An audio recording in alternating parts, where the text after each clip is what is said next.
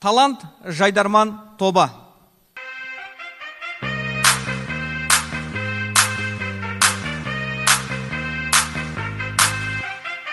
Бізбен бір толқында бұл қане қосыл бірге ән сал. Атыңды әлемге айтып Жайдарманда сенде жан сал. Араға уақыт салып сахнаға қайт оралдық. БХМУ құрамасы талант бізді енді қарсы ал.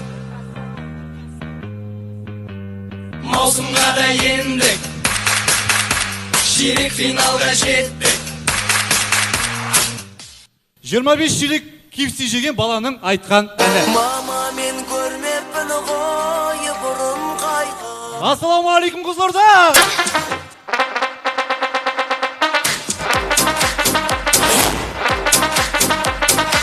Жігіттер, Қызылорда! Бірінші лига!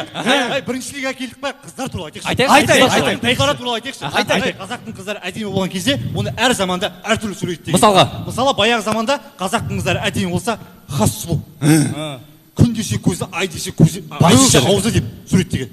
Одан кейін бергі заманда қыздарымыз әдемі болса, машка дейді. Маша дейді. Мәссан? Ал қазір не дейді әдемі қыздар? Не дейді қазір? Соскы дейді ал. Соскы? Соскы. Не ал соскы? Ол не соскы? Не ол соскы? Құрметті қыздар, мен түсінбеймін сіздерді.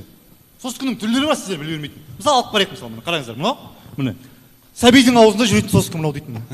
Одан кейін мына төрттік малдың аузында жүретін соскы мынандай. Одан кейін мына үй, машина, соскы қайда? Соскы қайда?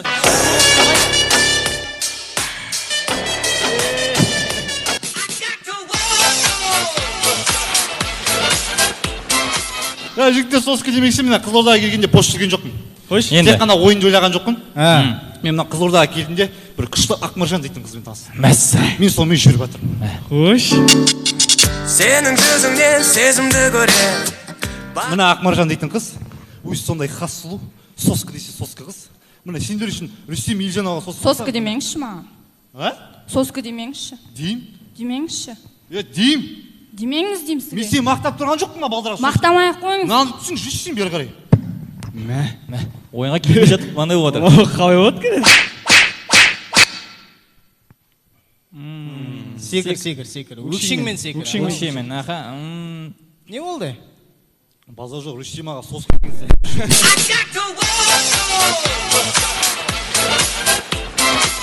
Неге тек қана Рүстем аға соскы? Бұл жерде Әділғазылардың барлығы да соскы.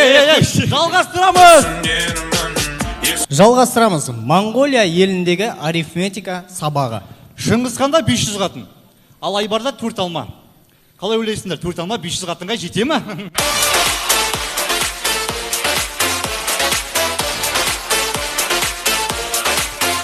Жалғастырамыз. Қытайдағы беташар. Ей, нағашыларға бір сәле. Бітпейтін нағашың мынау? Үшінші поток нағашы кетіп жатыр уже. Бәрін бірге қосып айтшы, басқа қан құйылды ғой, иілбейді ба? Сен мынау деп тұрсың сен, маған? Жоқ, мен түсінбедім жігіттер. Не мынау, Қытайда да осы, Қазақстанда да осы, Қабдолдан басқа беташардың кіші жоқ қойылды.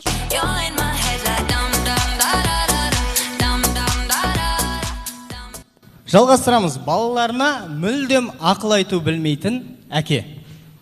Жаңа ана көрдіңдер ма? Мамаларыңды тойда қалай билегенін?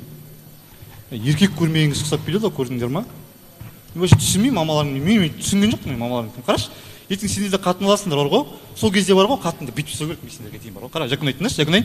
Ертең қатынды бар ғой, сен ертең қатын аласыңдар, бәрібір. Сонда бүйтіп ұстаңдар. Хей деме тек, шоқ кету керек қой. Кім? Жакунай. Бір құттай оласыңдар ма, тырпысыңдар ма, білмейсің.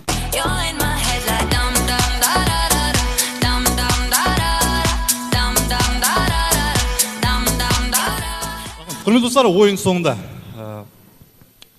Осыдан біраз жыл бұрын Ice Bucket Challenge эстафетасы орындалған болатын. Яғни адамдар үстіне мұзды су құйымделеді.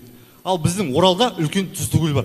Құрметті достар, құлақтарыңызға алтын сырға, үстеріңізге мұзды су құйымдергенше батысқа келіп тұзды су құйымдеріңіздер. Рахмет, талант Орал.